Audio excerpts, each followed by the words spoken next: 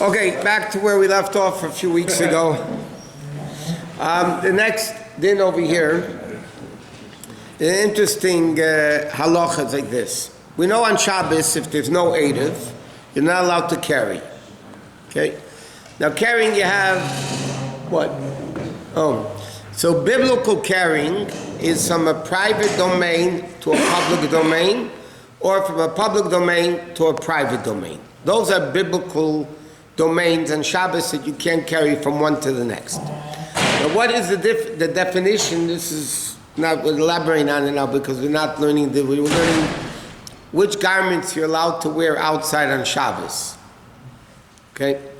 But in order to understand it, so let's say there's no Eruv. So if there's no Eruv, you're not allowed to carry from a public domain to a private domain, private to public, public to private. Excuse me, Rabbi. Okay. People don't agree with me, but I missed you. We all agree. It's in the middle of class. I wouldn't say I missed you, but okay. Now, what's the definition of a private domain? A private domain is something that has walls around it, walls that are 10 tefachim high, which is, let's say, between 35 and 40 inches high. And inside is an area of 4 tefachim. 4 tefachim, that means 12 inches by 12 inches, let's say, and is surrounded, or bigger, and is surrounded by a wall. That's called a private domain. What's the definition of a biblical public domain? So there's two opinions. One opinion says if it's 16 amas, which is, let's say, 28 feet wide, that is called the public domain. That means any street over here that you take, it's more than 28 feet wide, so that would be a public domain. And if there's no walls around it. Another opinion says, no, that's not itself enough to make a public domain. A public domain has to have 600,000 people walking there daily. Now, it doesn't mean in that particular spot, but in the area where do we learn this out from? Because in the Mishkan, how do we learn out you're not allowed to carry on Shabbos? Because the fact that it was done in the Mishkan, carrying is a very, Taisus uses the expression, it's a malacha gerua. It's a very feeble type of work. Nobody's going to say, they walked in the Mishkan, so you can't walk on Shabbos. I mean, carrying basically is very unique, that you're not changing the composition of the thing you're doing the malacha in. When you cook, you're changing it. You write, you're changing something. You erase, any of the planting, threshing, harvesting, all those things, you're changing something. Carrying, all I'm doing is taking the same thing from here and carrying it out. I mean, why is that a malacha? Why is that something that I'm doing, something constructive in a creativity form, if I'm not doing anything? So therefore, the Gemara says, how do we learn out you're not allowed to carry on Shabbos? We learn it out from a pasuk. Again, we mentioned this many times. It's happened once in history and probably never again in the Jewish history. When they were building the Mishkan and the people donated money to the Mishkan, so Moshe Rabbeinu said, they came to Moshe Rabbeinu, they said, there's enough money, we don't need any more money. So Moshe Rabbeinu said, Al yavi ish edel melachos ha-Mishkan. Moshe Rabbeinu told the Jews, don't bring any more things to the Mishkan. Right. First and last time in Jewish history.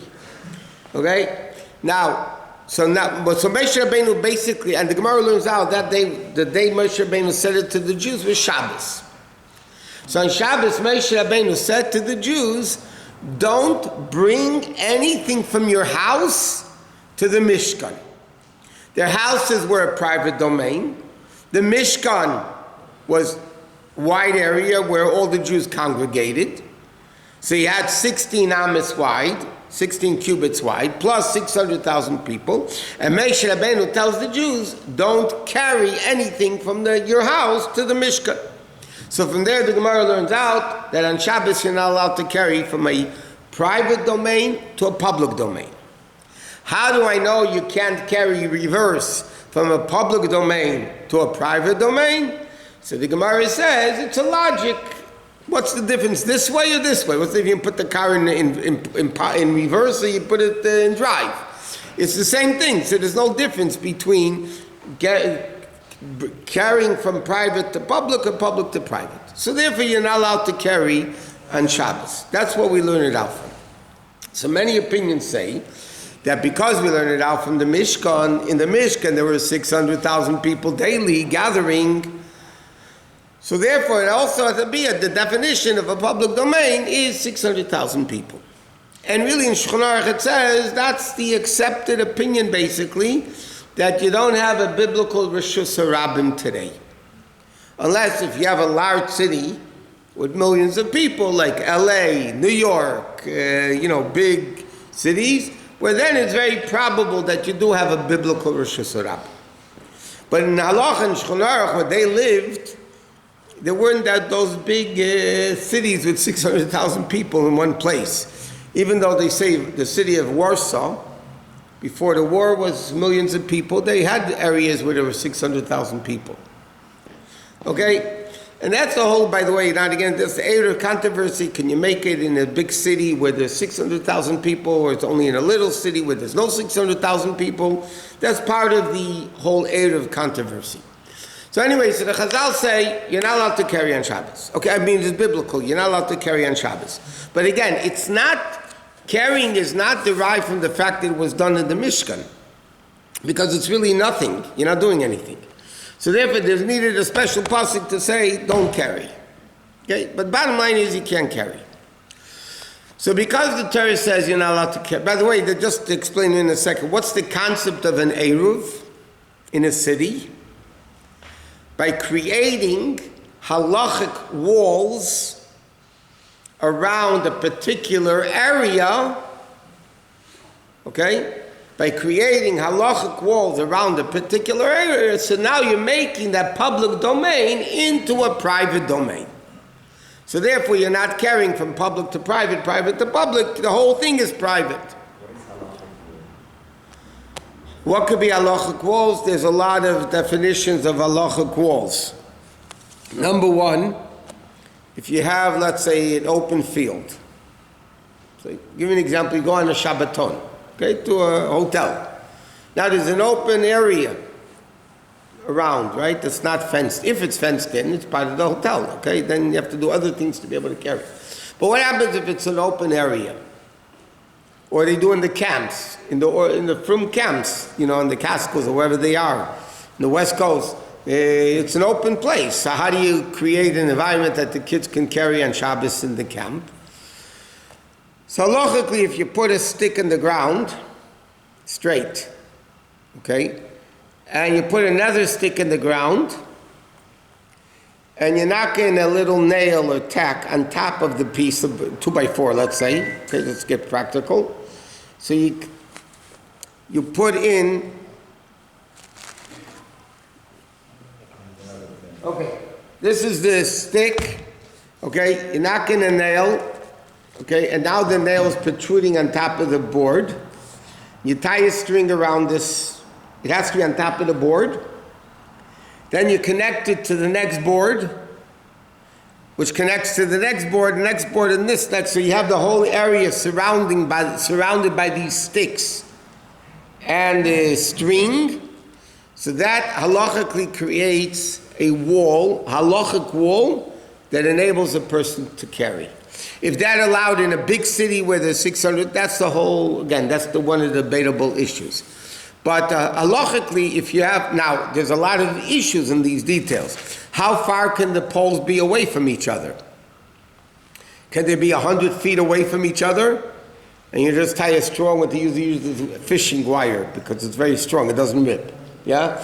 Or can use fishing wire and put it one pole here, and 100 feet away another pole, and 100 feet away another pole? Or do you have to make the poles very often? There's different opinions in halacha. I'm just not going into the details. So that's how you create a halachic wall. Another way of doing it But again, the wall, the string must be on top of the wall. If it's on the side of the wall, it's worthless. Okay? Huh? It's all the halacha Moshe Sinai. This is what Hashem told Moshe ben Har Sinai. The string has to be on top.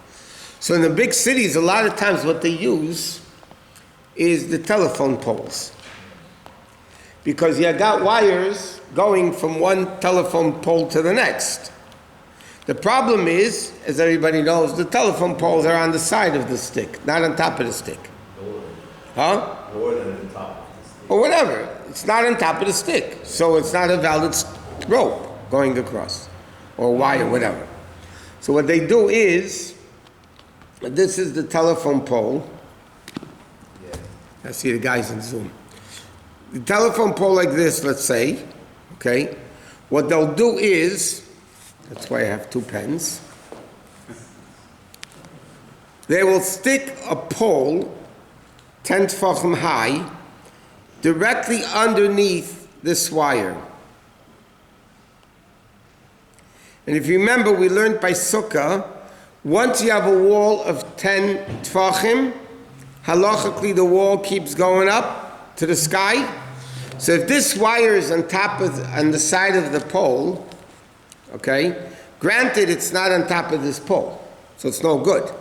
But if I stick a pole right underneath it, that if this pole would keep going up, it would hit the wire, so then the wire is on top of this pole.